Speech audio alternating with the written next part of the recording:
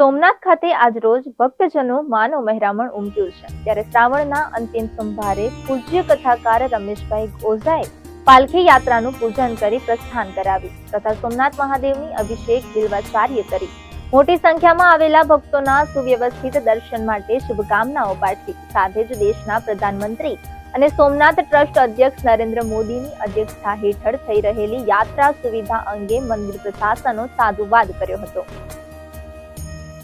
નમઃ શિવાય ચ નમઃ શિવાય। સૌને જય સોમનાથ।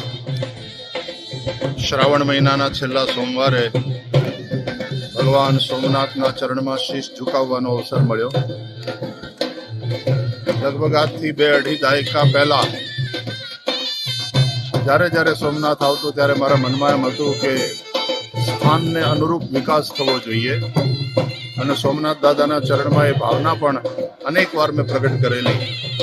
સોમનાથ ટ્રસ્ટ દ્વારા જ્યારે સોમનાથ ચંદ્રક મને આપીને આશીર્વાદ આપ્યા અને મેં દાદાના નમન તરીકે એ ચંદ્રકને સ્વીકાર્યો અને ત્યારે દાદાના ચરણમાં મેં એવી ભાવના વ્યક્ત કરી હતી કે પ્રથમ જ્યોતિર્લિંગ છે આપણું ગુજરાતનું આ સોમનાથ, એને અનુરૂપ વિકાસ થવો જોઈએ। આજે જોઈને એટલી બધી ખુશી થાય છે, એટલો આનંદ થાય છે કે સોમનાથને અનુરૂપ વિકાસ થઈ રહ્યો છે। એ જ પ્રમાણે લોકોની સંખ્યા વધી છે। હજારો લાખોની સંખ્યામાં લોકોને સોમનાથ દાદાના ચરણમાં શીશ ઝુકાવતા જોઈ અને આટલી સુંદર વ્યવસ્થા જોઈ આપણા યશસ્વી પ્રધાનમંત્રી તપસ્વી માનનીય શ્રી નરેન્દ્રભાઈ મોદીજીના નેતૃત્વમાં ટ્રસ્ટના બધા લોકો ખૂબ સરસ રીતે વિકાસ કરી રહ્યા છે।